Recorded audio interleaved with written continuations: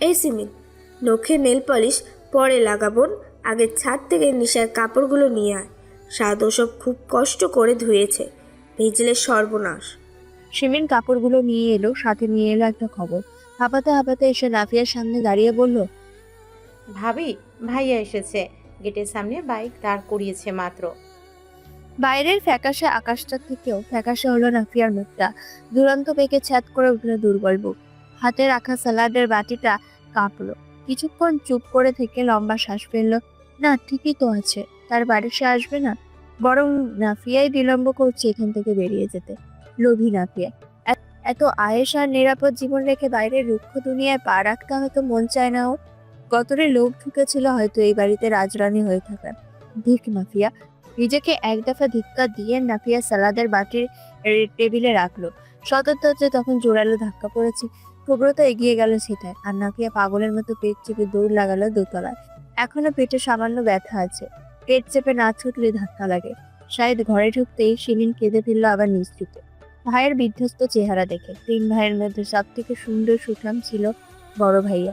আজ দোগালে খোঁজা খোঁজা দাড়ি, চোখের নিচের ইদ্রাহীন লাচের থাক। যৌবনের ভুল ত্রুটি মানুষের সুখ কিনে নেয়, ভাইয়া তার উদাহরণ।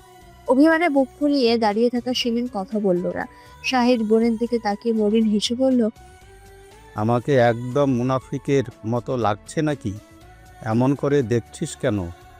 বাড়িতে আব্বু আম্মু নেই তাই না? ও বাড়ির দাদির থেকে খবর নিয়ে এলাম। শিমিন, নিশা, সুব্রত, মন্দিরা ওরা কেউই জবাব দিল না। শাহিদ জবাবের আশায় দাঁড়ালো না। ও লম্বা পা ফেলে উঠলো দোতলায়, গিয়ে দাঁড়ালো পশ্চিমের বন্ধ ঘরটার সামনে। বাইরে বৃষ্টি শুরু হয়েছে ততক্ষণে, ঝমঝমিয়ে বৃষ্টি। রাফিয়া দরজা ঠেস দিয়ে দাঁড়িয়ে বৃষ্টি দেখছে। কাঁচের জানালায় আঁকাবাঁকা নকশা কাটছে বৃষ্টির ফোঁটা।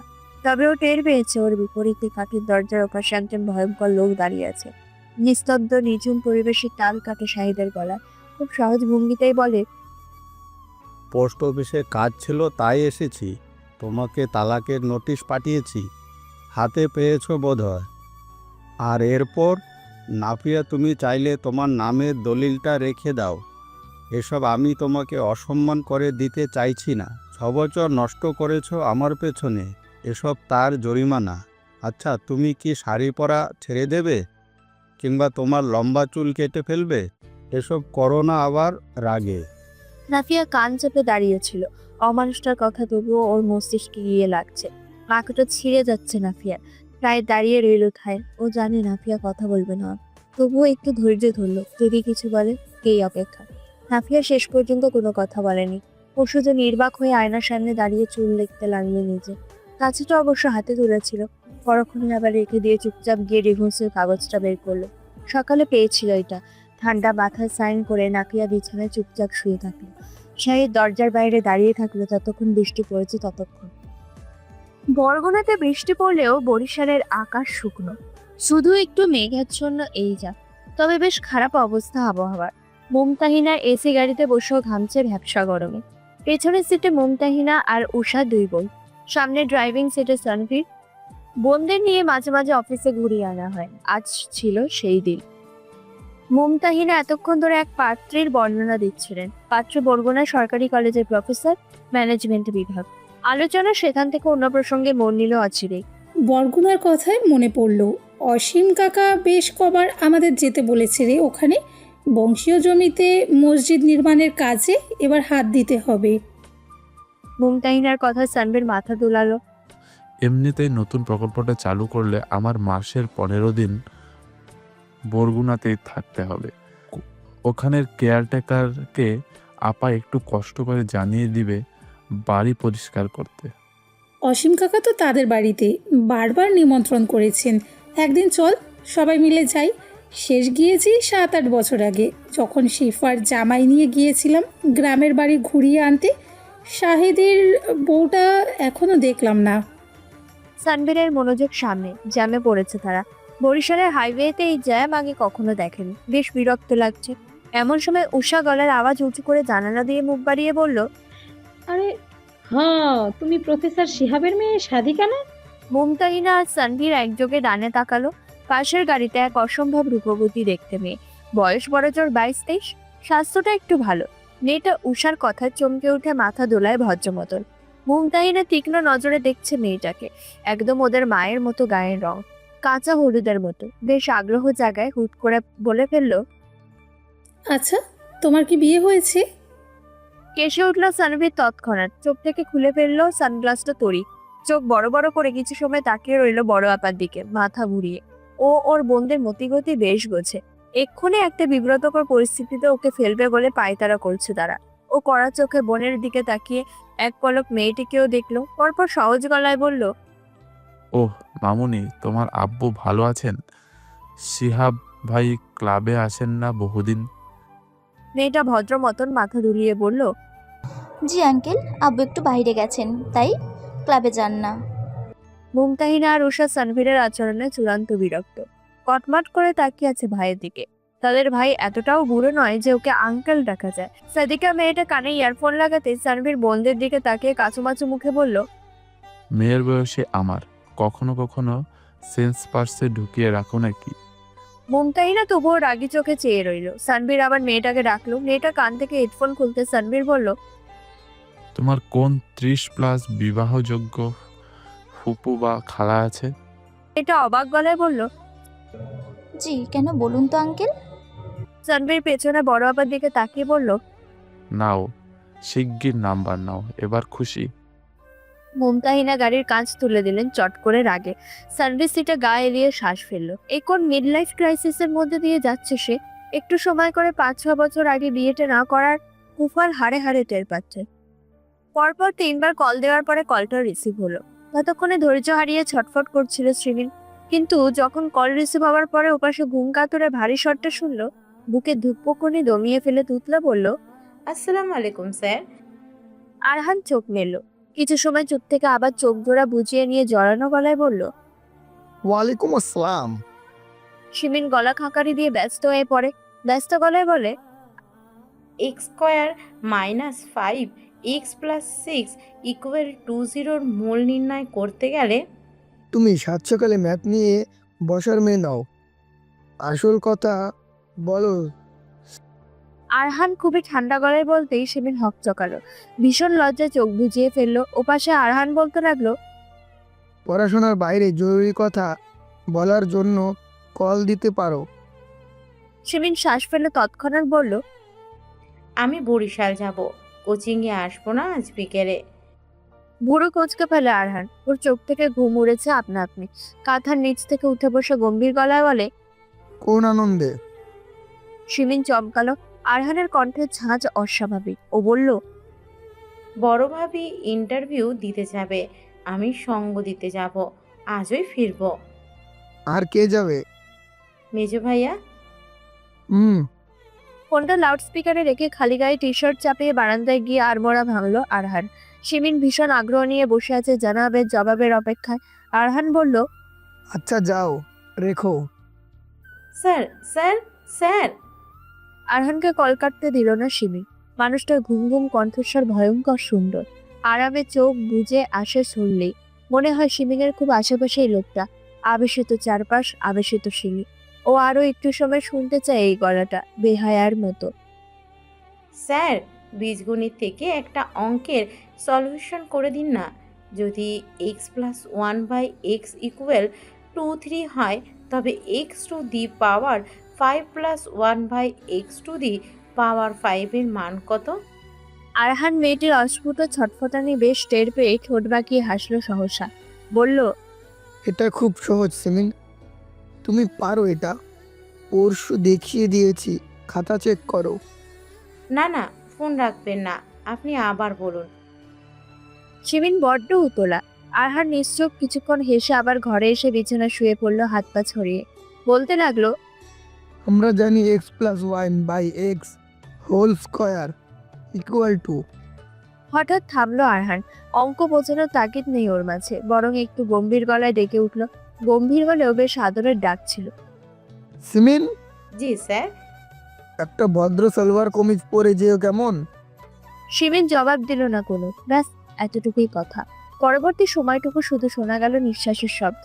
শিমিন দু চোখ বুজিয়ে শুনতে লাগলো। আরহান ফোনটা কানে চেপে ধরে একদম চুপচাপ। এই মেয়ের বয়স বাড়ে না কেন? আর ও এত অপদার্থ হয়ে এতটুকু মেয়েতে ফাঁসলো কেন? বয়সের ব্যবধান এতগুলো বছর, কি লজ্জা। ওর কাছে দেবে এই মেয়ের মামা ওকে? এর মেজো ভাই একটা বাচ্চা মেয়েকে হুট করে ঘরে তুলেছে, কিন্তু ওসব কাজ করবার তো শিক্ষকতা পেশার সাথে যায় না। নয়তো বহু মাস আগেই এই মেয়ে আরহানের ঘরে থাকতো, এতক্ষণে আরহানের বুকে।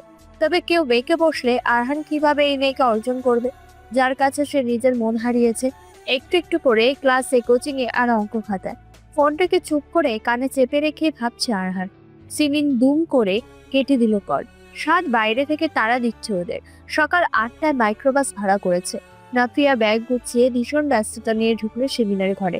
শাড়ির আঁচল ঠিক করতে করতে বলল, ওরে শিমিন, একটু কুচিগুলো ধর। সেমি মসলিন একবার ধরলেই ঠিক হয়ে যাবে।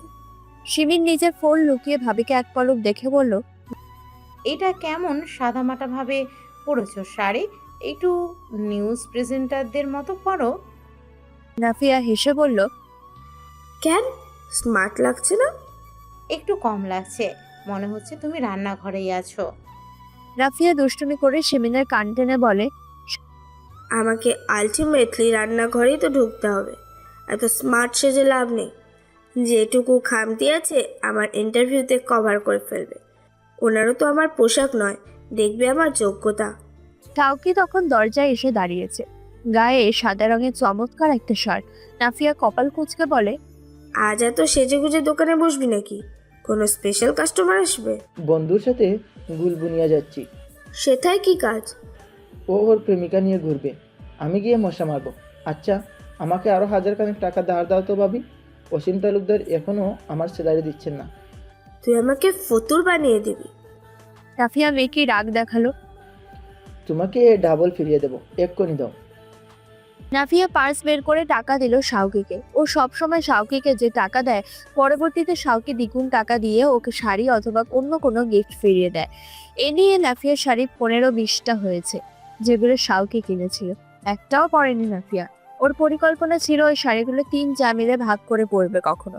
হঠাৎ করে এসব মনে উঠতেই নাফিয়ার মুখটা কিছুক্ষণের জন্য আধার হলো। এই খুনসুটি, এই জ্বালাতন ওর কপাল থেকে মুছে গিয়েছে আজীবনের তরে।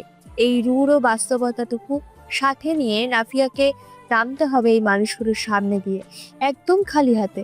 ঠিক যেভাবে এই তালুকদার মেনশনে ঢুকেছিল সে, একদম খালি হাতে। পার্থক্য একটাই, যেদিন ঢুকেছিল সেদিন শাহেদ ওকে কোলে নিয়ে ঢুকেছিল মায়ের কথায় বাধ্য হয়ে। নাফিয়া যে কি লজ্জা পেয়েছিল সেদিন। বুক ভরা ধূপপুকুনি ছিল নিজের সম্পূর্ণ নতুন আপন মানুষটার প্রতি। 2 চোখ ভরা স্বপ্ন ছিল। আর এখন বুকে বিন্দু মাত্র অনুভূতি বেঁচে নেই ওই লোকটার জন্য।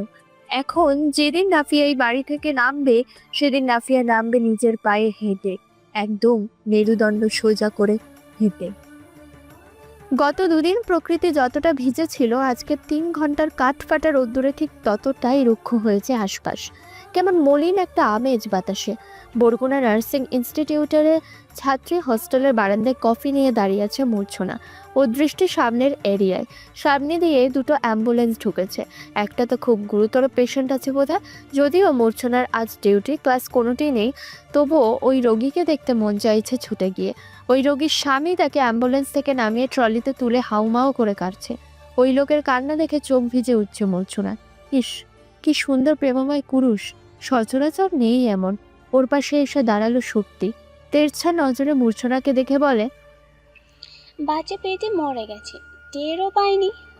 অবস্থা গুরুতর, লোকটা পেশেন্টের স্বামী। মূর্ছনা নিঃশব্দে শ্বাস ফেলে বারান্দার জানালা টেনে দিয়ে ঘরে আসে। সুপ্তি ওর পিছু পিছু এসে বলে, তোর মন খারাপ? লুচ্চাটা বিভিন্ন অজুহাতে আমাকে ইদানিং ওর কেবিনে ডাকছে। অসম সুপ্তি, আমি নিয়ন্ত্রণ হারিয়ে ফেললে একদিন সবাইকে খেয়ে ফেলবো কাঁচা। নিজে যদি এতে ধ্বংস হই, তবে বরগুনা নার্সিং ইনস্টিটিউট আগে ধ্বংস করে তারপর হব। বরগুনার মানুষ মনে রাখবে, সিলেট থেকে এখানে একটা মেয়ে পড়তে এসে তাদের জেলার প্রশাসনের কচুডলা দিয়ে গিয়েছিল। সুপ্তি ভীষণ অবাক হয়ে বলে, খুলে বল, আবার কি? মূর্ছনা ঢোক গিলল, বলল, সামনে প্রোগ্রামে ডিসি মহোদয় আসবেন, তার সামনে প্রেজেন্ট করার জন্য বড় ম্যাম আমাদের মধ্যে কয়েকজনকে বেছেছে। কি বলেছে জানিস? নেকি সুরে বলেছে, এই যারা একটু লম্বা চুল আছো, ফিগার টিকার ভালো আছো, তারা শাড়ি পরে আসবে। তারপর আমাকে বেছেছে। তবে বলেছে, এই তুই একটু ফাউন্ডেশন দিয়ে মুখটা ফর্সা বানিও তো। বাকি সব খাপে খাপ আছেন। বলতে বলতে মূর্ছনার কণ্ঠ মলিন হয়। সুপ্তি বলে, প্রোগ্রাম উপলক্ষে সেকেন্ড ইয়ার থেকে শিলা গিয়েছিল ওনার কাছে, জানতে চেয়েছে ম্যাম আমি শাড়ি পরে সামনে থাকবো। অসভ্য মহিলা বলে, না না তোমার গায়ে মাংস কম, কোমরে ভাঁজ নেই, শাড়ি পরলে লাগবে বাঁশের ওপর কাপড় পিছিয়ে রাখা। তুমি পেছনে দাঁড়াবে, ডিসি স্যার আসবে, আমি কোনো খোঁজ রাখতে চাই না অনুষ্ঠানে। মূর্ছনা দু চোখ বুঝিয়ে ফেলল তীব্র রাগে, হাত মুষ্টিমেয় হলো সহসা, চিবিয়ে চিবিয়ে বলল, অথচ এর নিজের একটা মেয়ে আছে। একটা সুযোগ পেলে আমি এই বাঞ্চদিটাকে আগে ছিঁড়ব, 2 ঠ্যাং ধরে ছিঁড়ব। হ্যাঁ, স্ত্রীলিঙ্গ। প্রতি বছর এই অসভ্য মহিলা ইনস্টিটিউটের সাংস্কৃতিক সহ অন্যান্য প্রোগ্রামে এইসব ডিসিফিসি ডাকে, তাদের থেকে মোটা তহবিলে আসায়, আর ছাত্রীদের রং মেখে সাজিয়ে কতগুলো লুচ্চা লাফাঙ্গা সুগার ড্যাডিদের সামনে প্রেজেন্ট করে।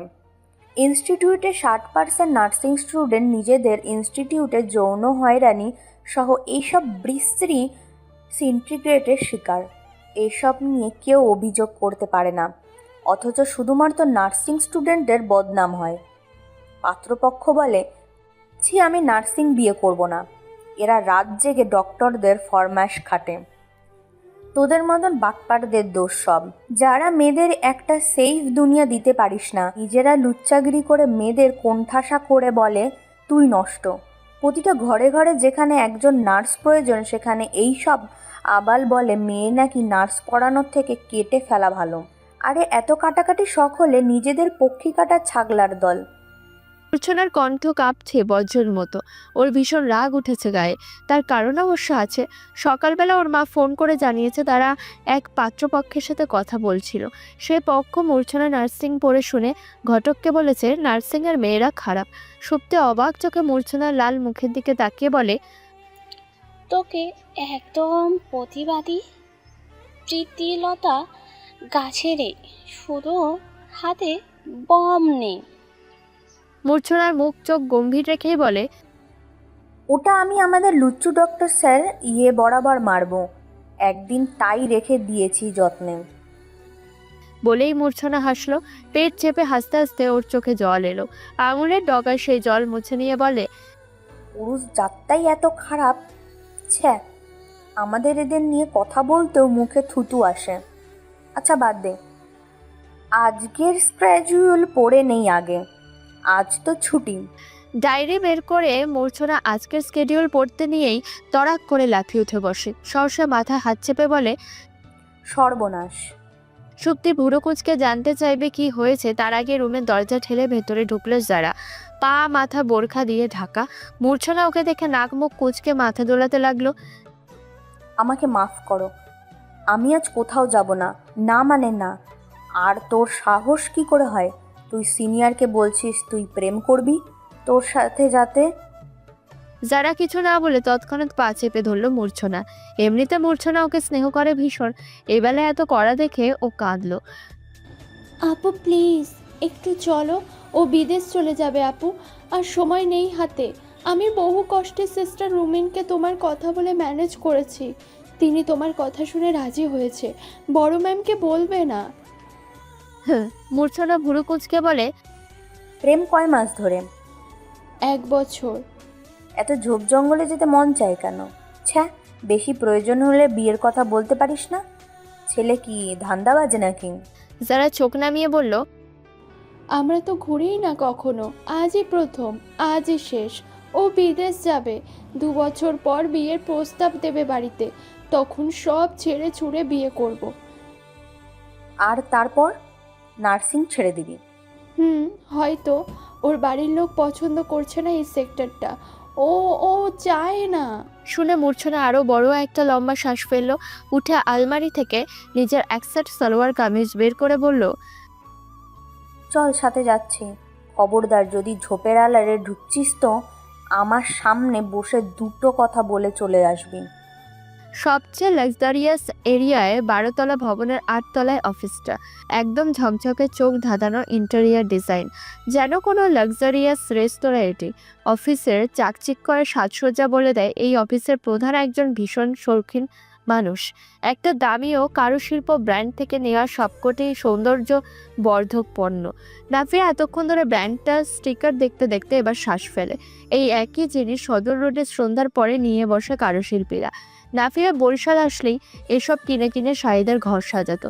তবে নাফিয়ার মনে হচ্ছে এই অফিসার প্রধানের হয় অনেক বেশি টাকা আছে, নয়তো সে খোদ অপচয়কারী শয়তানের ভাই।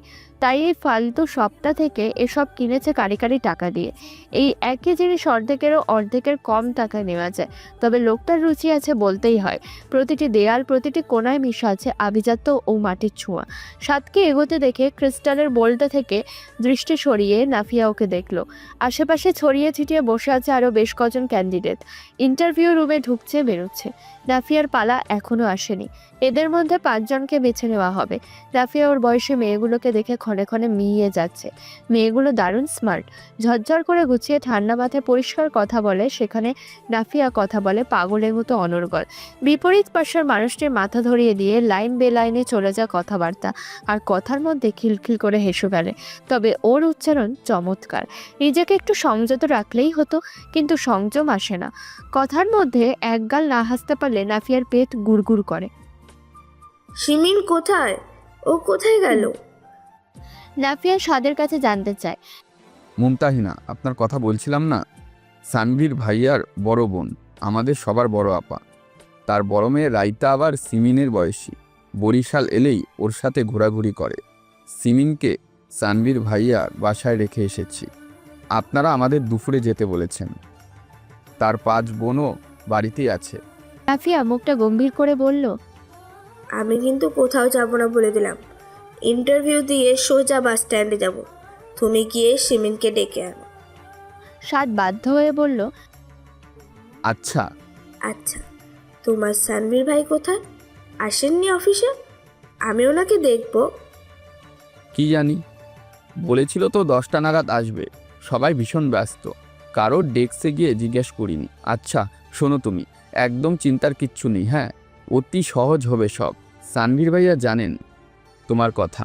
তুমি একদম নিউবর্ন জব শিকার, এ কথা তিনি জানেন। ভেতরে সহকারী জুয়েল ভাই আছে তার ডেস্কে, তিনি থাকবে ইন্টারভিউ বোর্ডে।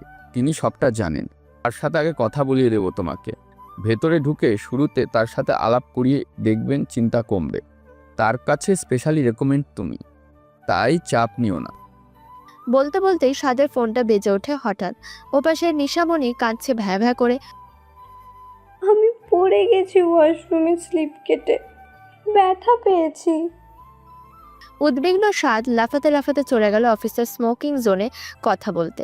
এদিকে নাফিয়া তাজ্জব হয়ে আছে। স্পেশালি রেকমেন্ডেড মানে ফাজলামি নাকি? ফাজিলটাকে বারবার করে বলা আছে নাফিয়া নিজের যোগ্যতায় সবখানে টিকতে চায়, তারপরে এসব অতিরঞ্জিত কাজের মানে কি? সাদের ওপর রাগ উঠছে নাফিয়া। এই জবটাকে সে পেটের দায়ে করছে না, তৃণমূল পর্যায়ের অসহায় মেয়েদের নিয়ে কাজ করলে ওর স্বভাব হবে, সেই লোভ থেকে নতুন অভিজ্ঞতা হবে, তাই করতে চাইছে।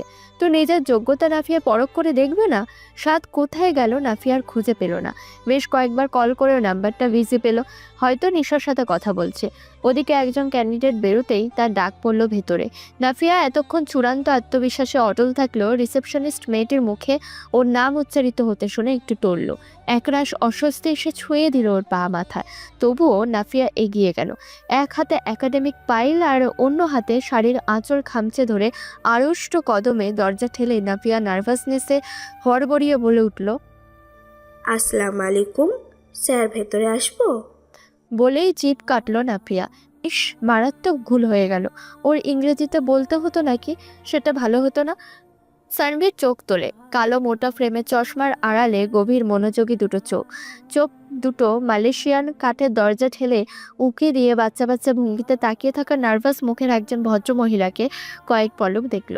পরপর খুব সহজভাবে বলল, আসুন। নাফিয়া গুটি গুটি পায়ে এগিয়ে এলো যখন সানভীর চোখ তুলে আরও একবার দেখলো ওকে। শাড়ি পরে মাথা ঘোমটা দিয়ে শেখ হাসিনা স্টাইলে শাড়ি পরে এই প্রথম কাউকে সে কর্পোরেট সেক্টরে ইন্টারভিউ দিতে দেখছে। মেয়েরা হয় বোরখা নয় সালোয়ার কামিজে থাকে। এ মধ্যবিত্ত, মনে হয় একটু আগে রান্নাঘরে ছিল, লতি দিয়ে চিংড়ি মাছ রান্না করছিল। May I sit? নাফিয়া এবার বাংলা রেখে ইংরেজিতে বলে ফেলে নার্ভাসনেসে, বলে আবার জিভ কাটে। এ কেমন জ্বালা, তালগোল পাকাচ্ছে কেন সে, অদ্ভুত। সানভীর তাকিয়ে আছে ভদ্রমহিলার মুখের দিকে, তারপর গম্ভীর গলায় বলে, জি বসুন। নাফিয়া হঠাৎ সামনের বোতলটা তুলে ছিপি খুলে পানি খেলো। এইটুকুতেই ওর গলা শুকিয়ে আসছিল। ওর দৃষ্টি টেবিলের ওপর রাখা নেম প্লেটটাতে। নেম প্লেটটা জুয়েলে, লোকটা সম্ভবত জুয়েল ভাই সাদে। নাফিয়ার ছটফটানি কিছুটা কমে এলো, একটু সহজ হয়ে বসে রইল। সানভীর বলল, বেশি নার্ভাস লাগছে আপনাকে। কথাটা যেন নাফিয়া ছটফটানিতে ঘিয়ের প্রভাব ফেলল। মাথা দোলাতে দোলাতে হড়বড়িয়ে বলতে শুরু করলো, আসলে প্রথমবার তো, আমি এর আগে ইন্টারভিউ তো ভালো কখনো জবের কথা মাথায় আনিনি। হ্যাঁ, ভার্সিটির দিনগুলোতে খুব প্রাণোচ্ছল ছিলাম, কমিউনিকেশন স্কিল বেশ ভালো ছিল। তবে 3 বছর বাড়িতে বসে থাকায় কেমন যেন মরচে ধরেছে সব কিছুতে। আশেপাশে তাকালে মনে হয় আমি আমার এইজের মেয়েদের থেকে 100 বছর পিছিয়ে আছি। সানভীর ভাবলিশীন তাকিয়ে আছে। ভদ্রমহিলা কথা বলে মাথা দুলিয়ে দুলিয়ে হাত নেড়ে নেড়ে ইন্টারভিউ টেবিলের বেসিক ম্যানার্স জলের সাথে গুলিয়ে খেয়ে ফেলেছে সম্ভবত। সানভীর খুঁটিয়ে খুঁটিয়ে সেসব দেখছে। হাত নেড়ে নেড়ে কথা বলছে দেখে সানভীর দেখলো নাফিয়ার ডান হাতে নখগুলো একটু হলদেটে, যেমন ওই গৃহিণী মেয়েদের থাকে। এই মেয়ে নিশ্চিত এতক্ষণ রান্নাঘরে তার মাকে সাহায্য করছিল।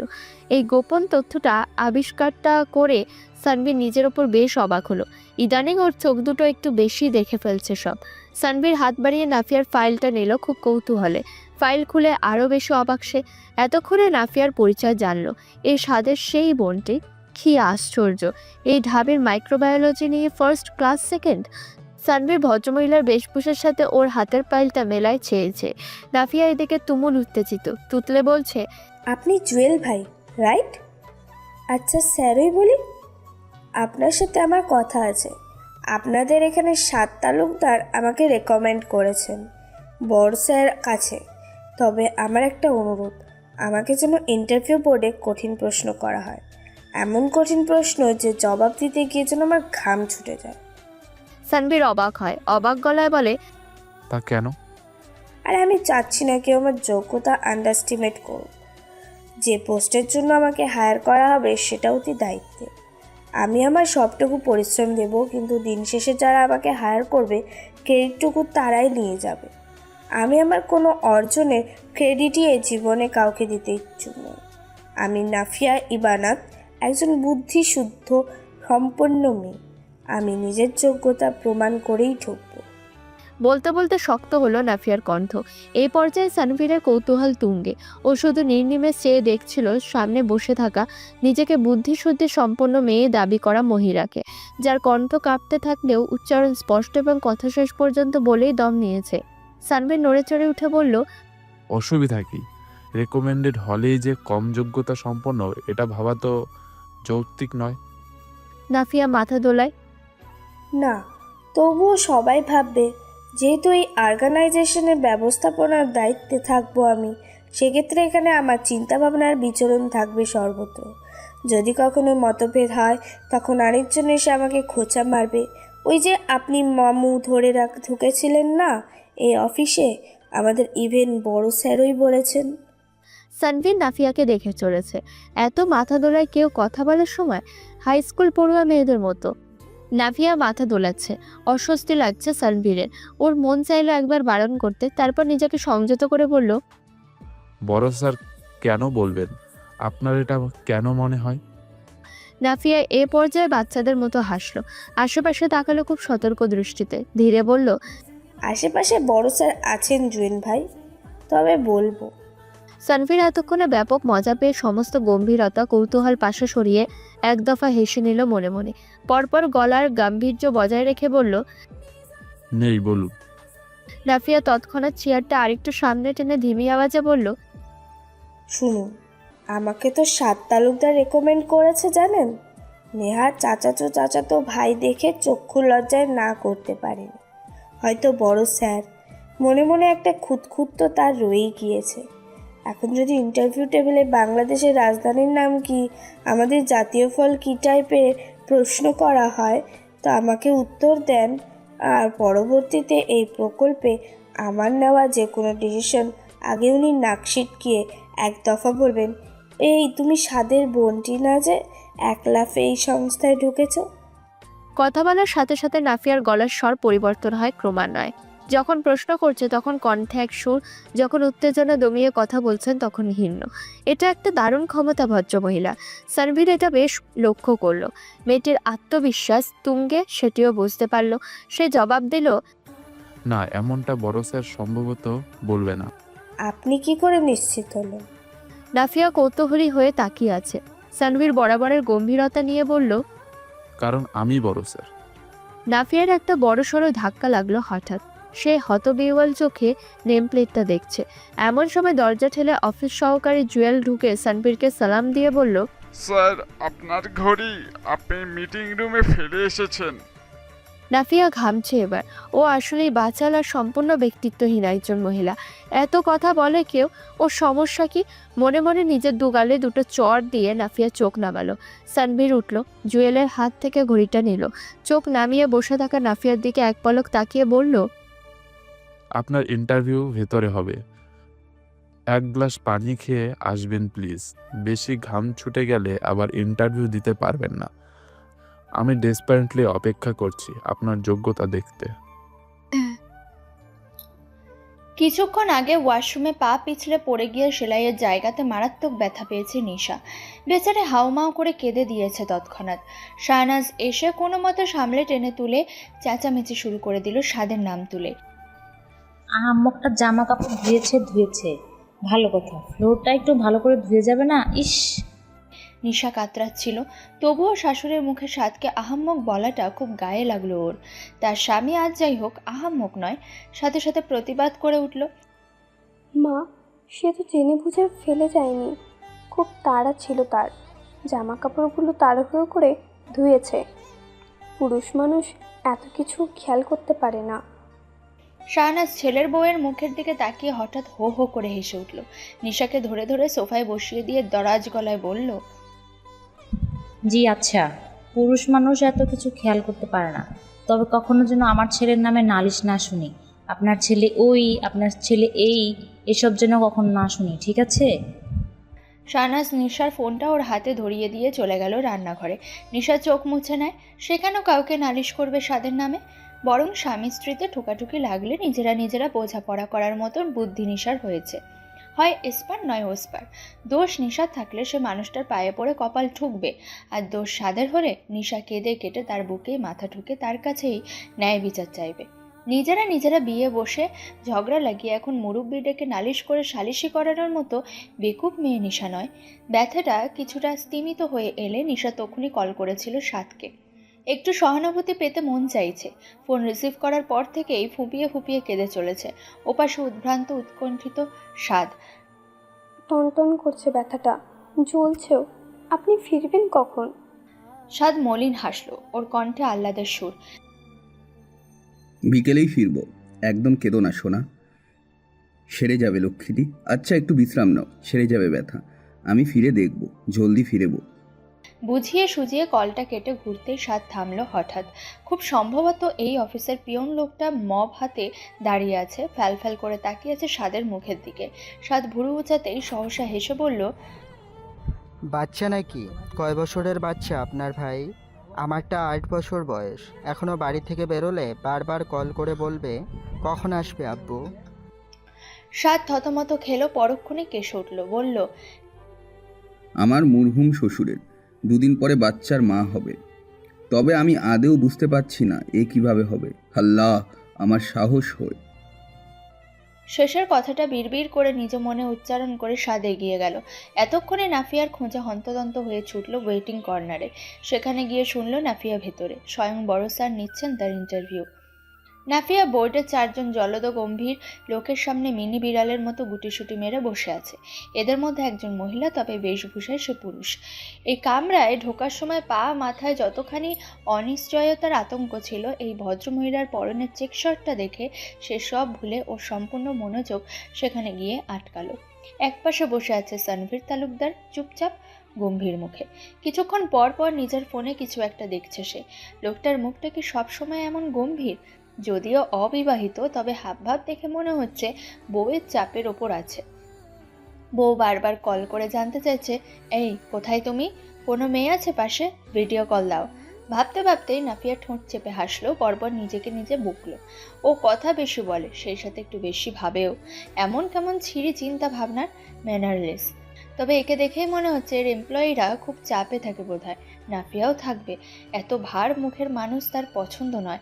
নাফিয়ার এখানে চাকরি হলে নাফিয়া যখন এই লোকের খুব পরিচিত এমপ্লয়ি হবে, তখন নাফিয়া তার জোকসের বইগুলো সব এই লোককে দিয়ে দেবে, ঠিক করে ফেললো। সারাদিন পড়বে আর হাসবে, অফিসে এসে এমপ্লয়িদের সেগুলো শোনাবে। চারদিকে একটা সার্কাস বাতাবরণ থাকবে। নাফিয়ার নীতি ঠিক এমন। সানভীর হঠাৎ চোখ তুলে তাকালো। গম্ভীর তবে সহজ সে দৃষ্টি। নাফিয়া চৌকিতে চোখ নামিয়ে আবার হাঁসফাঁস করছে। চাকরি হোক বা না হোক, সে ফাজিল শ্রেণীর মহিলা, এটা যেন এই লোক না ভাবে। মনে মনে প্রার্থনা করছে সে। প্রত্যাশা ফাউন্ডেশনের হেড জনাব লিমন আহমেদ, যার মাথায় সাহারা মরুভূমির মতো একটা বৃহৎ টাক রয়েছে, সে প্রশ্ন করতে লাগলেন, আপনার নাম এবং পরিচয়? নাফিয়া নড়ে চড়ে বসলো, গলা খাঁকারি দিয়ে বলল, আমি নাফিয়া ইবানাত, বাড়ি বড়গুনার তালতলির উপজেলায়। ঢাকা ইউনিভার্সিটি থেকে মাইক্রোবায়োলজি নিয়ে গ্র্যাজুয়েশন শেষ করেছি 3.5 বছর আগে, এবং আমি আপনাদের প্রকল্প উত্তরণ ফাউন্ডেশনে কাজ করতে আগ্রহী। তবে আমার কোনো পূর্ব অভিজ্ঞতা নেই। সানভীর চুপচাপ দেখছে নাফিয়াকে। হঠাৎ করে মেয়েটির ঘাড় দুলিয়ে কথা বলা তার কাছে স্বাভাবিক এবং স্বস্তিকর লাগছে। বরং মেয়েটি সাবলীল এবং অকৃত্রিম। হাবভাবে একটু স্মার্টনেসের ঘাটতি আছে, তবে সেটাই শোভনীয়। যেন এর বেশি স্মার্ট হলে এই মহিলার সাথে যেত না। লিমনের পাশ থেকে সানভীরের স্পেশাল চাইল্ড ওয়েলফেয়ার সংস্থার হেড জাফর আহমেদ প্রশ্ন করে উঠলেন, আপনি কেন এই সংস্থায় যুক্ত হতে চান, যেখানে আপনার পড়াশোনার অন্য সেক্টরে? কারণ আমার এই ধরনের কাজের প্রতি ব্যাপক আগ্রহ আছে। খুব স্বাভাবিক, আমার লাঞ্ছিত গঞ্জিত মেয়েদের জন্য মন কাঁদে। প্রতিটি লাঞ্ছিত মেয়ের উত্তরণের সারথি হতে পারলে আমি সেটা সওয়াবের কাজ মনে করব। আমার বেড়ে ওঠা কান্ট্রিসাইড এরিয়ায়, তো সেই জায়গা থেকে খুব সম্ভবত আমি এদের ফিল করি বেশি। নাফিয়ার কথাগুলো জড়িয়ে যায়, তবে ও প্রতিটি লাইন শেষ করেই দম নেয়। তাও লোকগুলো চোখে চোখ রেখে ঠোঁটে আছে বিনয়ী হাসি। লিমন আবারও প্রশ্ন করলেন, আপনার সবচেয়ে শক্তিশালী ও দুর্বল দিক কি? কি মনে হয় আপনার? নিজেকে যতটুকু জানেন ব্যাখ্যা করুন। নাফিয়া একটুও ভাবুক না হয়ে ঝটপট জবাব দিল, আমার শক্তিশালী দিক হলো আমি নিজেকে সহ আমার আশেপাশের প্রতিটি মানুষকে ভীষণ চমৎকারভাবে ভালোবাসতে জানি, একদম নির্ভেজাল ও নিখাতভাবে। আমি সবসময় 100% নিশ্চিত থাকি আমি কারোর সান্নিধ্যে গেলে তার ভালো হবে, এবং আমি ভালোবাসা বিলাতে পছন্দ করি। আর আমার দুর্বল দিক হচ্ছে আমার ইমিউনিটি খুবই লো। এছাড়া কোনো দুর্বল দিক নেই। চেক শার্ট পরিহিতা ভদ্রমহিলা সুনিতা, সানভীরের অ্যাডভাইজার, হেসে বললেন, এছাড়া কোনো দুর্বল দিক নেই? কেন নেই? সবারই থাকে। যেমন ধরুন, কেউ চাপ ভয় পায়, হ্যাঁ, কেউ টেনশন নিতে পারে না, কেউ অল্পতেই আপসেট হয়, ভেঙে পড়ে। এসব নেই? নাফিয়া তৎক্ষণাৎ মাথা নেড়ে সুনিতার ভুল শুধরে দেয়, এগুলো কখনোই কোনো মানুষের দুর্বল দিক নয়। এগুলো একজন মানুষকে ডিফাইন করে না, এগুলো পরিস্থিতির প্রভাবে হয়। কোনো পরিস্থিতি কখনো মানুষকে ডিফাইন করে না। মানুষ ওটাই যা সে এসব পরিস্থিতি মোকাবেলা করে হয় আলটিমেটলি। আমি 2 দিন আগে ব্যক্তিগত কারণে বালিশ ভিজিয়ে কেঁদেছি। আমার চোখ দেখুন, এত কালশিটে আগে ছিল না। কিন্তু আমি তো নাফিয়া, এটাই যেটা আমি আপনাদের সামনে। আমি বিশ্বাস করি ওই কান্নাকাটি আমার দুর্বল দিক নয়, কারণ আমি খুব দ্রুত ফাইট করতে পারি। ওটা আমার পরিস্থিতির চাপের রিয়াকশন। দুর্বল দিক হলো আমার ইমিউনিটি সিস্টেম, আমাকে বেশ কয়েকবার চিতিয়ে রাখে মাসের মধ্যে। এছাড়া আমি মনে করি না আমার কোনো দুর্বল দিক আছে। তবে প্রাতিষ্ঠানিক দিক থেকে যদি প্রশ্ন করেন, আমি ইংরেজিতে একটু দুর্বল, তবে প্র্যাকটিস করতে থাকলে আমি ওভারকাম করতে পারবো। লোকগুলো ভীষণ মনোযোগী নাফিয়ার প্রতি। সানভীর চোখ নামিয়ে শুনছে শুধু। এরপর খানিক বাদে গা ঝাড়া দিয়ে উঠে সুনিতা কিছু একাডেমিক প্রশ্ন করতে লাগলেন। নাফিয়া যদিও বেশ চিন্তা ভাবনা করে জবাবগুলো দিচ্ছিল, তবুও ওর কণ্ঠ কাঁপছে। এ ভারী অদ্ভুত। অথচ একটা সময় ও দাপিয়ে প্রেজেন্টেশন দিত, গলা কাঁপতো না। এ কেমন অবনতি! ছি! লিমান নামের লোকটা শুধু নাফিয়াকে রাজনৈতিক প্রশ্ন করছে। হঠাৎ পাশ থেকে জাফর বললেন, আচ্ছা, আপনি মাওলানা ভাসানী সম্পর্কে কিছু বলুন তো।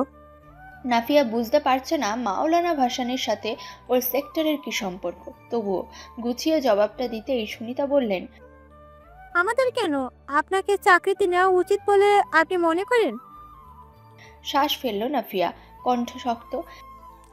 আমি একজন নতুন আত্মপ্রয়ী জব ক্যান্ডিডেট হয়ে যদি আমার দৃষ্টিভঙ্গি বিচারের জবাব দিই, তবে বলবো আপনারা পরিশ্রমী কাউকে পাবেন, তাই আপনাদের আমাকে নিয়োগ দেওয়া উচিত। এ কথা প্রতিটি জব ক্যান্ডিডেটই বলবে আপনাদের। আর যদি আমি আমার সামনে বসে থাকা 4 জন অভিজ্ঞ সিনিয়র লোকেদের দৃষ্টিভঙ্গি বিচারের জবাব দিই, তাহলে আমি মনে করি আপনাদের আমাকে আরও কিছু প্রশ্ন করা উচিত, যাতে এই প্রশ্নের জবাব নিজেরাই পেয়ে যান, যাতে এই প্রশ্নের জবাবটা আমার কাছে জানতে চাইতে না হয়। নাফিয়ার কথাতে একটু ভ্যাবাচাকা খেলো বাকি তিনজন। সানভীরের দৃষ্টি স্থির। ওই তিনজন সানভীরের দিকে তাকায়। ওদের অনুসরণ করে নাফিয়াও। সানভীর নড়ে চড়ে বসলো। গলা খাকারি দিতে নাফিয়া বুঝলো এখন এই লোক তাকে কিছু প্রশ্ন করবে, কিন্তু কি করবে? Out of the syllabus. গাছের পাতার রং কেন সবুজ হয়? লোকটার কঠিন মুখটা তাই বলছে।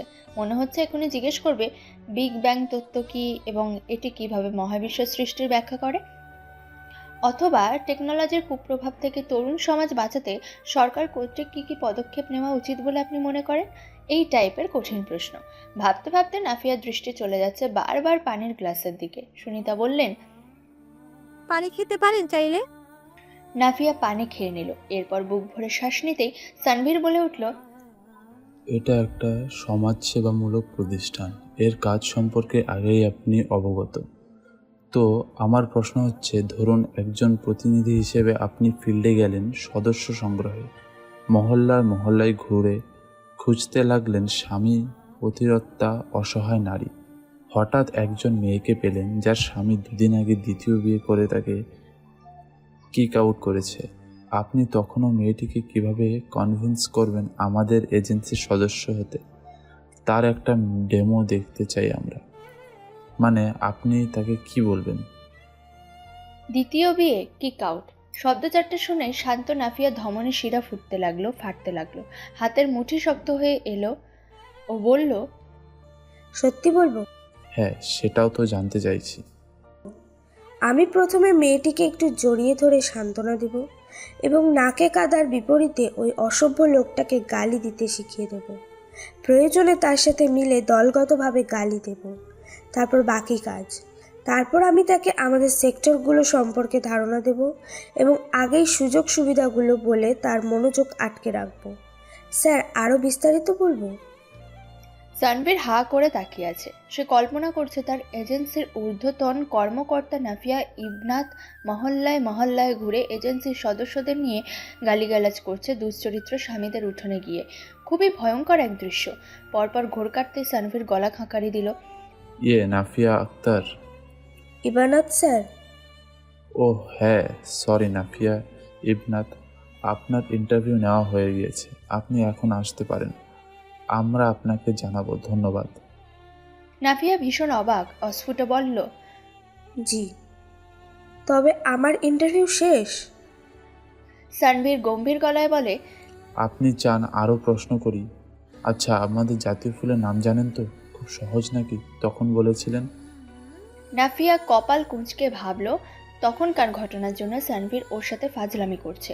ও মাথা দোলালো অস্বস্তিতে। সানভীর বলল, তাহলে বলুন, এটি কিসের প্রতীক? নাফিয়া দমল। এত সহজ ও কাছের প্রশ্ন মনে হচ্ছে, অথচ উত্তরটা ওর জানা নেই। শাপলা ফুল আবার কিসের প্রতীক? সানভীরের ঠোঁট সামান্য বাঁকা হলো। নাফিয়া ওতেই বুঝলো লোকটা খুব ডাউট। ঠিক ফাঁক বুঝে মাইন্ড গেম খেলে দিয়েছে। ও অস্ফুটে বলল, সরি স্যার, এই মুহূর্তে মনে পড়ছে না। সানভীর চওড়া হেসে বলল, শান্তি আর সরলতার প্রতীক। ইউ মে গো নাও। ধীর উঠল নাফিয়া, হাতে ফাইলটা তুলে সবাইকে আরেকবার সালাম দিয়ে বেরোলো। ও যেতে মিসেস সুনিতা সানভীরকে বলল, sir she is quite nervous but চলবে, দেখে দেবো ওনাকে। আপনার রিলেটিভ বললেন। সানভীর এই কথা একটু আপত্তি দেখালো। নো নো, আমার রিলেটিভ নয়, সে নাফিয়া আক্তার, বলেই রেখে দিন। কি স্পেশালিটি পেলেন? উৎসুক জাফরের চোখ দুটো। সানভীর ভাবুক হয়ে বলতে লাগলো, মানুষের ভেতরে ঢুকে গিয়ে তাদের সাথে মিশতে পারার ক্ষমতা রাখেন। আর আমাদের কাজ যেহেতু মাটির সাথে, প্রত্যন্ত অঞ্চলে চটকদার ইংরেজি থেকে এমন সহজ ব্যাকক্লাব করতে পারাটা জরুরি, যেখানে অনুভূতি থাকতে হয় প্রবল। একে দেখলে মনে হয় বাড়ির খুব ঘনিষ্ঠ সদস্য, যার কাছে নিজের মন খারাপ নিয়ে বসলে মাথায় হাত বুলিয়ে চমৎকার ভাব কনসোয়াল করার ক্ষমতা রাখেন। বলতে বলতে সানভীর হাসলো, তার প্রাণোচ্ছল হাসি। বড় স্যার মাঝে মাঝে গম্ভীর গলায় এমনভাবে মস্করা করে ফেলে, পেট চেপে হাসতে হয় পাখিদের। এবারও সবাই এক দফা হেসে মাথা দোলালো। জি, ওই ভদ্রমহিলার কাঁপা কাঁপা গলা আর থরথরিয়ে কাঁপাকাঁপিওয়ালা এনকাউন্টারে ওই লাইক ক্যান্ডিডেটদের থেকে ফার বেটার। সে তা আমাদের তরফ থেকেও তবে selected sir, congratulation to her. খুব অনাকাঙ্ক্ষিত অযাচিত একটি ঘটনা ঘটলো মূর্ছনার সাথে আজকের দিনে। ও ভারী লজ্জায় মুখ কোথায় লুকাবে সেটা বুঝে উঠতে পারছে না। এই সময়ে এভাবে ওই সুন্দর দেখতে লোকটির সামনে তার ইমেজটা ঠিক কি? সে একজন প্রেমিকার সাঙ্গপাঙ্গ? তা তো ওই ছেলেটা নিজেও নিজের বন্ধুর প্রেম পাহারা দিতে এলো বেকার ছোকরাদের মতো সেজে গুজে মাঞ্জা মেরে। তবে মূর্ছনা একবার তাকিয়ে আর চোখ তোলেনি। ওর রাগ লাগছিল জারার ওপর। ফাজিল মেয়েটির জন্য হয়েছে সব। ও বলবে না ওর প্রেমিকের বন্ধু আসবে সুরসুর করে? তবে মূর্ছনা আসতো না এখানে। শাওকি চুপচাপ, ভীষণ অবাক হয়েছে সে নিজেও।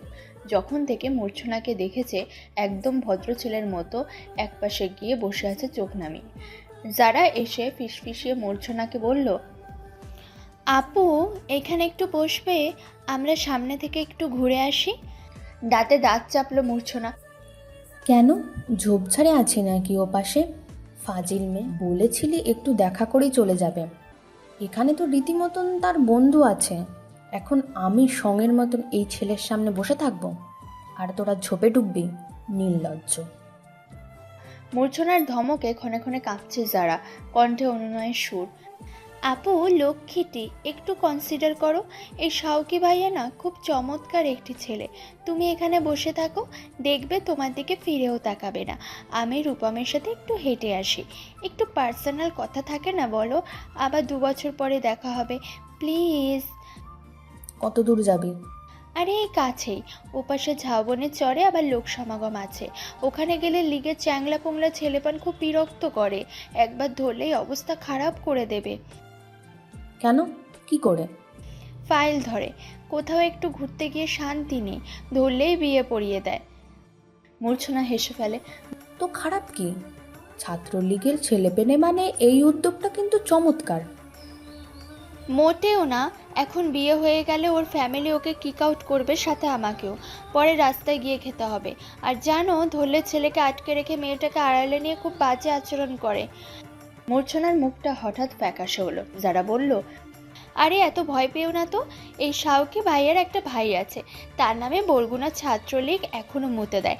একদম চাপ নিও না, ও কিচ্ছুটি হবে না। মূর্ছনা এক পলক শাওকির দিকে তাকালো, পরপর যারাকে বললে, আমি চিনি ভদ্রলোককে। সে আমার দিকে এমনিতেও তাকায় না, অমনিতেও তাকায় না। কালো হবার একটা ফায়দা আছে, মুখের দিকে কেউ খুব একটা তাকায় না। জোর করে হাসছে মূর্ছনা। রূপম এসে লজ্জিত ভঙ্গিতে হাসলো। বিনয়ে গদগদ হয়ে মূর্ছনাকে বলল, নিন আপু, আপনি বসে বসে চিপস খান আর কোল্ড ড্রিঙ্কস খান। আর ও শাওকি, একদম ঘাবড়াবেন না। এই বরগুনাতে যদি 2টা ছেলে ভালো থাকে, সেটাও আর আমি। একদম নিশ্চিন্তে বসে বসে নদীর হাওয়া খান। আমি যারাকে নিয়ে একটু হেঁটে আসি। মূর্ছনা মাথা নেড়ে একটা পাথরের ব্লকের ওপর বসলো। এখানটা ফুরফুরে বাতাস থাকলেও রোদ বেশ। মূর্ছনা আর ঘাবড়ালো না, কারণ ও যে মানুষটার বিপরীতে বসে আছে সেই মানুষটা ফোনের মধ্যে ঢুকেছে। চারদিকের হুঁশ নেই তার। সৈকত থেকে একটু দূরে একটা ছাউনির নিচে ছায়ায় বসেছে, তবে মূর্ছনা তাকিয়ে আছে। লোকটা ভদ্রলোক। মূর্ছনা লোকটার ভদ্রলোকীপনার ফায়দা ওঠাতে লাগলো তার দিকে ড্যাব ড্যাব করে তাকিয়ে। সুন্দর ছেলেদের দিকে তাকিয়ে থাকা যায়, লম্বা চওড়া ভদ্র ছেলেদের এভাবে দেখায় কোনো দোষ নেই, কিছুক্ষণ বেহায়া হওয়াই যায়। খানিক বাদে রোদের প্রখরতা মূর্ছনার গাল দুটোতে যন্ত্রণা ধরায়। ও দুই গালে হাত চেপে ধীর কদমে এগিয়ে যায় ছাউনির দিকে। শাওকি চোখ তোলে, একটা নির্মল হাসি দিয়ে উঠে দাঁড়িয়ে বলে, আপনি বসুন এখানেই, খুব রোদ বাইরে। আমি রাস্তায় উঠে হেঁটে আসি, বরং অস্তিত্বের কিছু নেই, আমি ভদ্রলোক। মূর্ছনা একপাশে সরে গিয়ে বসলো, আপত্তি জানালো বিনয়ী হয়ে।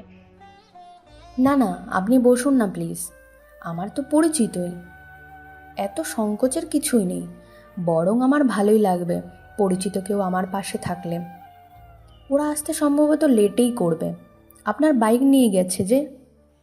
হ্যাঁ, ওরা বাইরে ঘুরবে ওদিকে।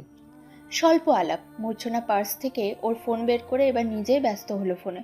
কানে গুজলো ইয়ারফোন, কিন্তু ওর টের পায়নি শাওকে মুখে বললেও সত্যিকার অর্থে আর ভদ্রলোক হয়ে থাকেনি বাকিটা সময়। তিরছা চোখে ঠিকই দেখেছে মূর্ছনাকে, আর ওর ঠোঁটে নিচের তিলটাকে। আচ্ছা, এই মেয়েটির থেকে ওর ফেসবুক আইডি চাইবে শাওকি? একদম ছ্যাবলা ভেবে নেবে তা শাওকি জানে, কিন্তু জানাশোনা করতে তো ছ্যাবলা ছেলেদেরই হতে হয়, এটাই নিয়ম। এই মেয়ে নিশ্চয় বলবে না এখন, আপনার আইডিটা দেবেন? পরিচিত মানুষ লিস্টে রাখা উচিত। শাওকি চোখ নামালো। এই ছ্যাবলামি ওর দ্বারা কখনোই হবে না, এটা নিশ্চিত হয়ে দম ফেলল সে।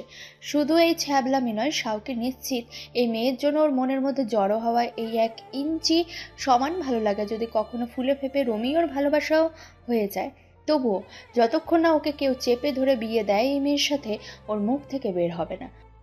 আপনার আইডিটা একটু দেবেন? পরিচিত মানুষ লিস্টে থাকা ভালো। ও এতটাই অপদার্থ। এই দিক দিয়ে মেজো ভাইয়াকে ওর মাঝে মাঝে বীর শ্রেষ্ঠ উপাধিতে ভূষিত করতে ইচ্ছে করে। কি সুন্দর পছন্দের মেয়েটিকে খপ করে ধরে টুপ করে বিয়ে করে নিল, আর ও একটা মেয়ের আইডি চাইতে গিয়ে ঘাম ছোটাচ্ছে। ছ্যা। সাদকে দেখে মুমতাহিনা চোখ কপালে তুলে বললেন, সে কি, তোর সাথে না একজন গেস্ট আসার কথা, সে কোথায়? সাদ সামান্য হেসে বলল, তার আসলে মাথা ব্যথা করছে আপা। ইন্টারভিউ শেষ হয়ে গিয়ে কেএফসিতে গিয়ে ঢুকে বসে আছে, বরগুনা যেতে চাইছে এক্ষুনি। আমি সিমিনকে নিয়ে এলাম। মুমতাহিনা ফ্রিজ থেকে জুসের জার বের করতে লাগলেন নিজের হাতে। আচরণে সে ভীষণ অমায়িক আন্তরিক। সাদকে বলতে লাগলেন, কিছু খাবার প্যাক করছি, তবে বাসে উঠে খাস, তাকেও দিস। সিমিন ভাত খেয়ে যাক।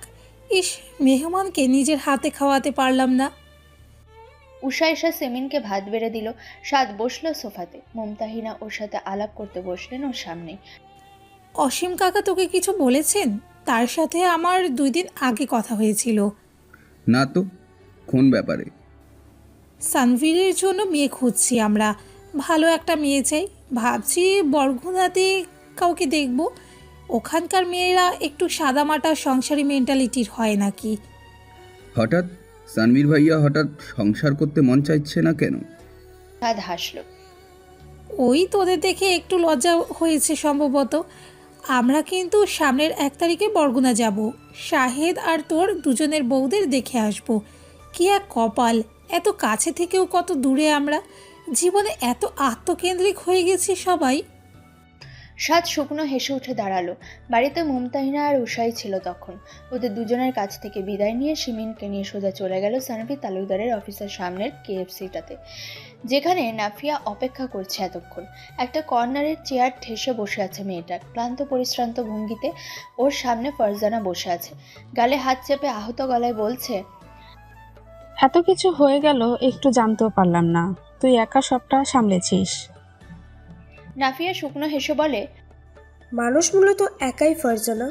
ফারজানা ভীষণ রকমের মর্মাহত কাছের বান্ধবীর জীবনের এমন গল্পটি শুনে কিছুক্ষণ চুপ থেকে ভাষা হারিয়ে কি বলে সান্ত্বনা দেওয়া যায়। আদৌ নাফিয়ার সান্ত্বনার প্রয়োজন আছে? না, ও সামনে বসে থাকা এই সরল গোছে দৃঢ় চিত্তের মেয়েটির কোনো সান্ত্বনার প্রয়োজন নেই, তবে সমর্থনের প্রয়োজন আছে হয়তো।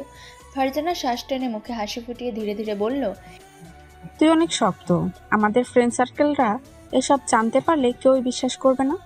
ভার্সিটিতে প্রথম দিনই র্যাগিং খেয়ে 7 দিন জ্বরে বিছানা নেওয়া মেয়েটা তুই।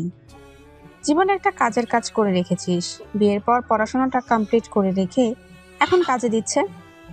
এ কথার জবাবে নাফিয়া হাসি ফিরিয়ে দিল। খানিক বাদে বলল, হয়তো কাজের কাজই করেছে, তবে আমার মনে হয় না আমি আন্ডার গ্র্যাজুয়েট থাকলে আমার জীবন দুর্দশায় ভরা থাকতো এই পরিস্থিতিতে। প্রয়োজনে এসএসসির সার্টিফিকেট নিয়ে পৌরসভায় চাকরি করতাম, তবু প্রতারক আমাকে বাঁধতে পারতো না ঠেকিয়ে। প্রয়োজনে বাড়ি বাড়ি গিয়ে ময়লার বিল তুলতাম মাসে মাসে, তবু প্রতারককে ক্ষমা করে তাকে আগলাতে পারতাম না। রেস্তোরাঁয় ঢোকার পথে ছোটখাটো একটা বিপত্তি ঘটল। শাহেদের গায়ে ধাক্কা লাগতে শটান দাঁড়িয়ে পড়ল সাদ। পুরো ঘটনাটাই চোখের পলকে ঘটেছে, কেউ পূর্বাভাস অবধি পায়নি, অথচ ওদের দৃষ্টি ছিল সম্মুখে। সাদ আর সিমিন থেমে গিয়ে নির্বাক হয়ে দেখতে লাগলো ভাইকে। শাহেদ এখানে এসেছিল কিছুক্ষণ আগেই পাশে পপুলারের ডাক্তার দেখাতে, এখানে ঢুকেছিল খাবার কিনতে। শাহেদের মুখটা আগের থেকে একটু কালচে লাগছে, ইদানিং থেমে থেমে জ্বর আসে ওর।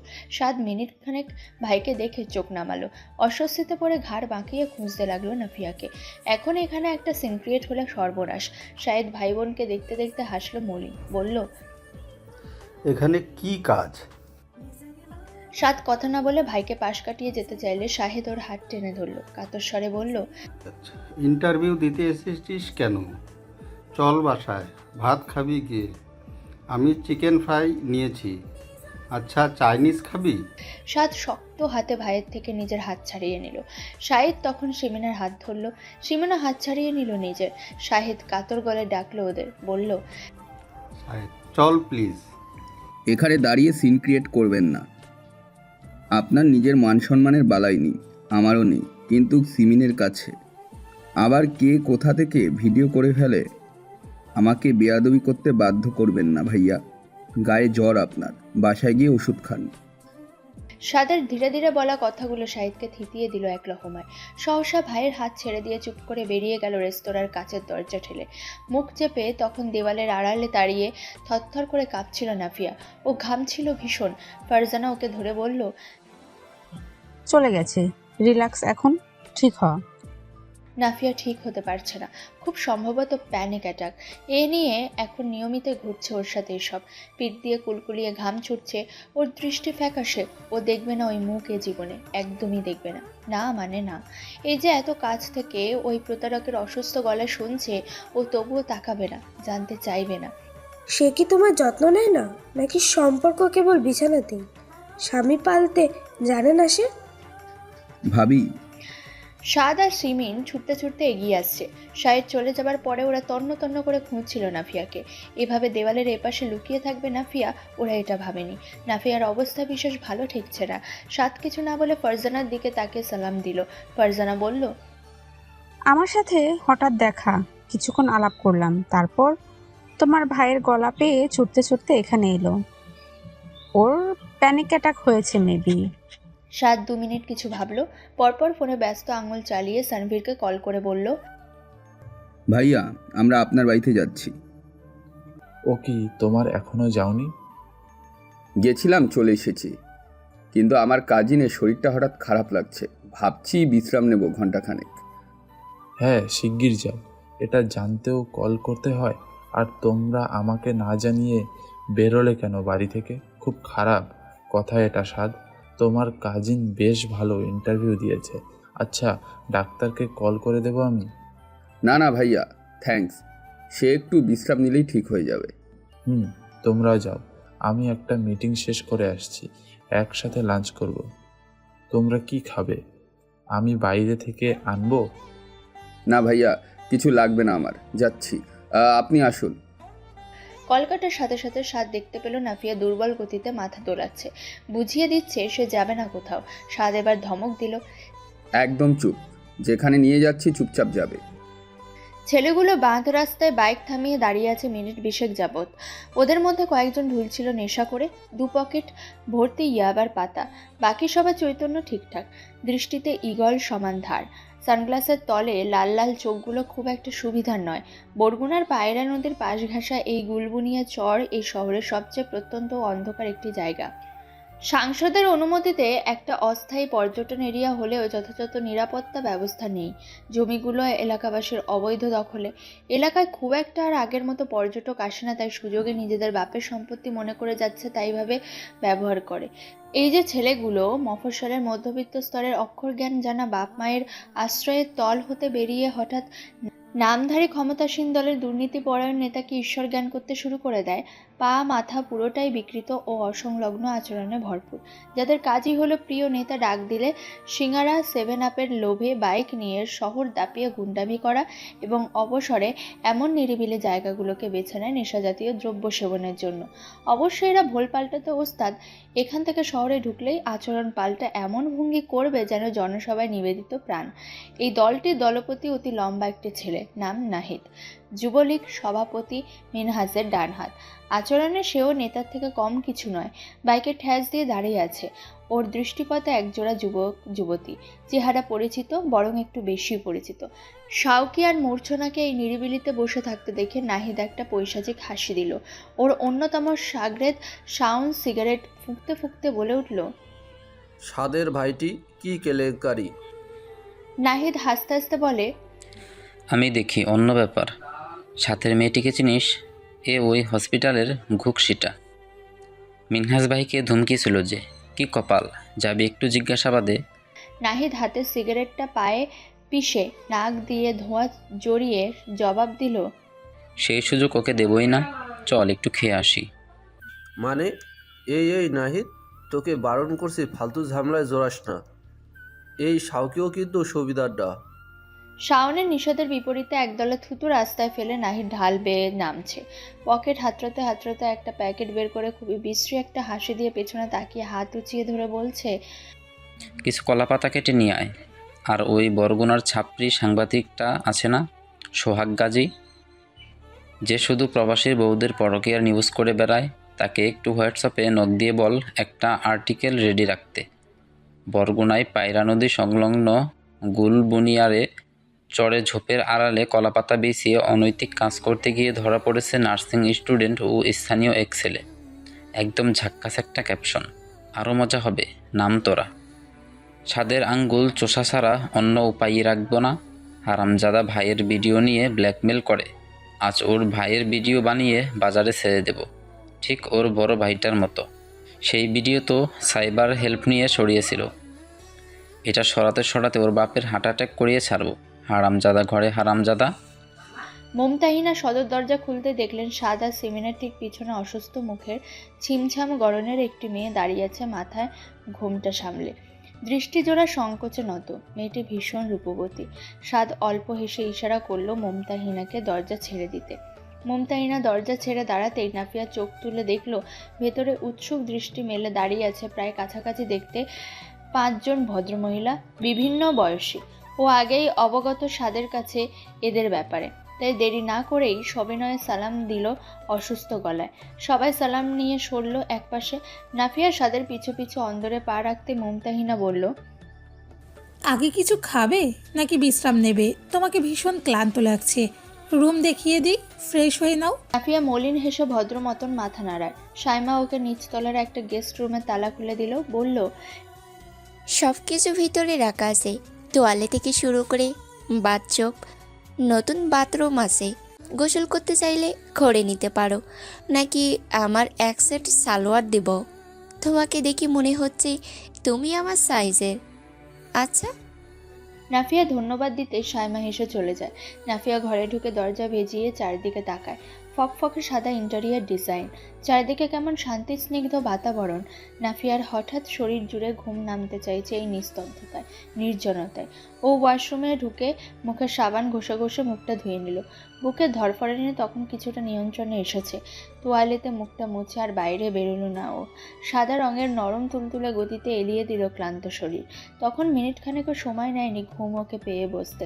সাদকে ঘিরে বসেছে ওরা 5 বোন। বাড়িতে একে একে ঢুকেছে সাইমা আর উষার স্বামী মোজাম্মেল আর রাকিবুল। সেদিকে ওদের খেয়াল নেই। ওরা ভারী উৎসুক হয়ে সাদকে প্রশ্ন করছে একের পর এক, এই মেয়ে তোর কেমন কাজিন? বললাম না আম্মুর দিকের। চাচি আম্মার কোন ভাইয়ের মেয়ে? তার কোনো ভাইজি নেই তো, সবাইকেই আমরা চিনি।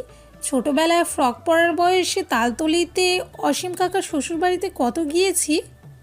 সাত শ্বাস ফেলে নিজের বলা মিথ্যাগুলো এক দফা ঝালিয়ে নিয়ে বলল, আম্মুর চাচাতো ভাইয়ের মামাতো ভাইয়ের ফুপাতো ভাইয়ের মেয়ে, তোমরা চিনবে না। এর পরিবারে কে কে আছে? বিয়ে তো হয়নি শুনলাম।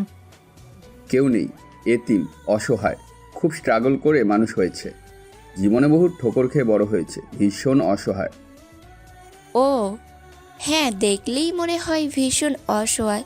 কিছু মেয়েদের মুখ দেখলেই মনে হয় এ সাবানা, যারা সারাদিন আঁচল চেপে কাঁদে, ধুকে ধুকে মাথায় হাত বোলাতে ইচ্ছে করে। শিফা পাশ থেকে মস্করা করে বলল, ঠিক আছে, তাই সাবানার মতোই শাড়ি পরেছে। সাইমার কথা সাদ হেসে বলল, এ মোটেও সাবানা নয়, তবে ভারী নরম মনের মেয়ে, নিখাত। আচ্ছা, ভাইয়া কখন আসবে? একটু কল করব নাকি? উষা নাফিয়ার ফাইলটা উল্টে পাল্টে দেখছে, হঠাৎ থেমে গিয়ে কণ্ঠে তীব্র কৌতূহল ঢেলে বলল, ও মা, এ দেখছি মহা ব্রিলিয়ান্ট। আমাদের পরিবারে সানবিয়া সাইমা ছাড়া এত ব্রিলিয়ান্ট আর কেউ নেই। মুমতাহিনা হঠাৎ করে বলে উঠলেন, যা গিয়ে তাকে ডেকে নিয়ে আয়, ভাত বাড়ছি আমি। সানবির আসার সময় হয়ে এলো, মেহমান নিয়ে একসাথে খেতে বসবো। তো বন্ধুরা, আজকের গল্পের এই অংশটুকু তোমাদের কেমন লাগলো অবশ্যই কিন্তু কমেন্টে লিখে জানাতে ভুলো না। ভালো লাগলে একটা লাইক শেয়ার করে দিও, আর পরবর্তী অংশের জন্য একটু অপেক্ষা করো। ফিরে আসবো খুব তাড়াতাড়ি, ততক্ষণ চ্যানেলটা সাবস্ক্রাইব না করে থাকলে তাড়াতাড়ি সাবস্ক্রাইব করে দিও। সবাই ভালো থেকো এবং সুস্থ থেকো। ধন্যবাদ।